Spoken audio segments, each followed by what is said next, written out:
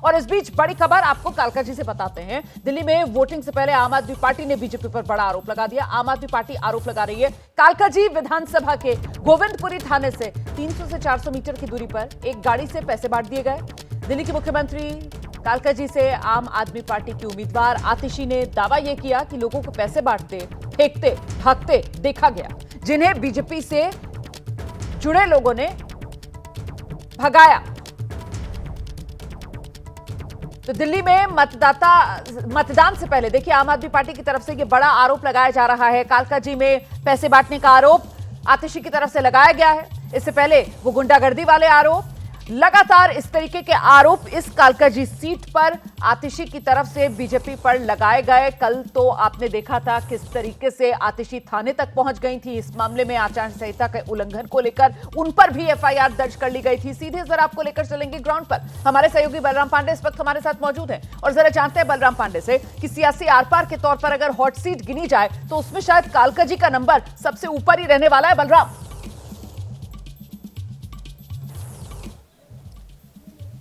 बिल्कुल रोमाना, जिस तरीके से पिछली 2 रातों से लगातार आरोप प्रत्यारोप का सिलसिला खास तौर से कालकाजी विधानसभा के अंदर चल रहा है।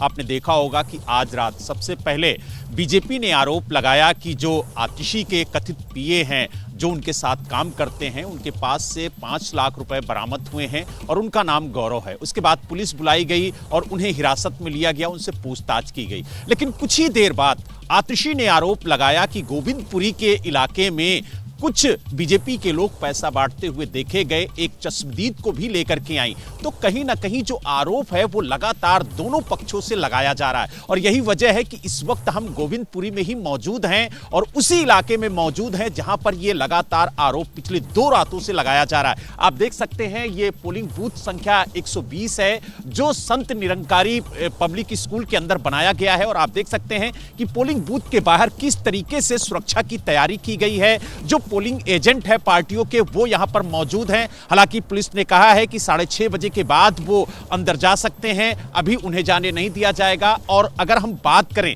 इस इलाके की तो ये काफी घना इलाका है, काफी बड़ी आबादी वाला इलाका है और यही वजह है कि चाहे भारतीय जनता पार्टी हो, चाहे कांग्रेस हो, चाहे आम आदमी पार्टी हो, सबकी नजर यहीं पर है। और हर पोलिंग बूथ के बाहर आप देख सकते हैं कि किस तरीके से जो चुनाव आयोग की गाइडलाइन है वो चस्पा की गई है ताकि कोई भी इलेक्ट्रिक डिवाइस अंदर लेकर के ना जा सके और नियमों का पालन करते हुए जो सुरक्षा के पुख्ता इंतजाम हैं उसका मतदाता ध्यान रखें। और आप देख सकते हैं कि किस तरीके से यहां पर सुरक्षा व्यवस्था की गई है। लेकिन सबसे बड़ी बात यह है कि लगातार आप देख रही होंगी कि कालकाजी विधानसभा सीट जो है वो हॉट सीट बनी हुई है और लगातार चाहे भारतीय जनता पार्टी हो, चाहे कांग्रेस हो, चाहे आम आदमी पार्टी हो, आरोप प्रत्यारोप लगातार लगाए जा रहे हैं। लेकिन जिस तरीके से पिछली 2 रातों से लगातार आतिशी आरोप लगा रही है बीजेपी पर पैसे बांटने का, मतदाताओं को धमकाने का और खास तौर से आज रात जिस तरीके से बीजेपी ने पलटवार किया और कहा कि देखिए आम आदमी पार्टी के जो लोग हैं वो यहां पर पैसा लेकर के पहुंचे हुए हैं। हालांकि आतिशी ने एक गंभीर आरोप लगाया था कि जब साइलेंट पीरियड चल रहा है तो इस दौरान दूसरे विधानसभा के लोग यहां पर क्या कर रहे हैं और आरोप लगाया गया था जो बीजेपी उम्मीदवार हैं रमेश बिदूड़ी के भतीजे पर। और इसीलिए तो हम कह रहे हैं ना बलराम कि हॉट सीट की अगर बात की जाएगी सियासी आर पार वाली तो उसमें कालकाजी का नंबर ऊपर की सीटों के अंदर ही आएगा। और लेकिन मैं सबसे ऊपर इसलिए नहीं कह रही हूं क्योंकि जहां पर जैनेंद्र मौजूद हैं वो संदीप दीक्षित का घर है और दरअसल वो नई दिल्ली विधानसभा सीट है और नई दिल्ली विधानसभा सीट भी किस रूप में गरमाई है इस पूरे चुनाव प्रचार के दौरान हम सब ने देखा है। और आज का दिन संदीप दीक्षित के लिए बेहद खास हो जाता है क्योंकि यहां इस नई दिल्ली विधानसभा सीट से मां की विरासत और पार्टी का झंडा दोनों को बुलंद करने की दोहरी चुनौती संदीप दीक्षित पर आज। जैनेंद्र,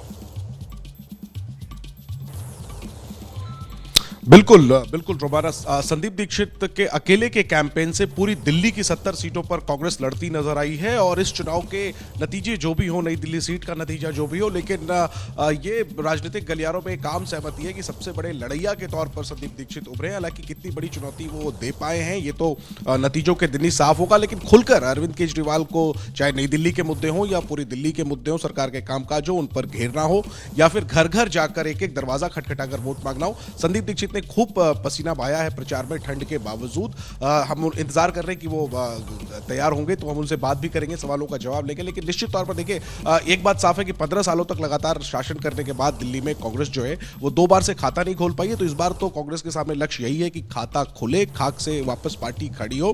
प्रचार के दौरान हमने देखा कि कांग्रेस की सभाओं में भीड़ उमड़ी, क्या वो वोट पे तब्दील होगी, ये देखने वाली बात है। और सबसे बड़ी बात ये कि क्या खाता खुलेगा और क्या वो खाता नई दिल्ली सीट पर खुलेगा, ये सबसे दिलचस्प सवाल है इस बार दिल्ली विधानसभा चुनाव में कांग्रेस के लिहाज से। बिल्कुल, कांग्रेस के लिहाज से सवाल कई हैं। महत्वपूर्ण ये भी हो जाता है कि खाता खुलेगा, कांग्रेस का वोट प्रतिशत जो पिछली बार सिमट कर 5% के भीतर चला गया था, क्या वो डबल डिजिट 10% तक पहुंचेगा? क्या मुस्लिम वोटर एक बार फिर से कांग्रेस पर भरोसा करेगा और आम आदमी पार्टी जिसकी तरफ वो शिफ्ट हो चुका था उससे छिटक कर क्या वो कांग्रेस के पाले में आएगा? सवाल बहुत हैं, क्योंकि आम आदमी पार्टी जिस बुनियाद पर खड़ी हुई कहीं ना कहीं वो कांग्रेस का ही वोटर माना जाता रहा, जिसमें मुस्लिम भी, दलित भी, जुग्गी वाला वोटर भी। और ऐसे में आज जब मतदान सुबह 7 बजे से शुरू होगा तो दिल्ली के वोटर इन्हीं तमाम सवालों के जवाब देते हुए नजर आएंगे।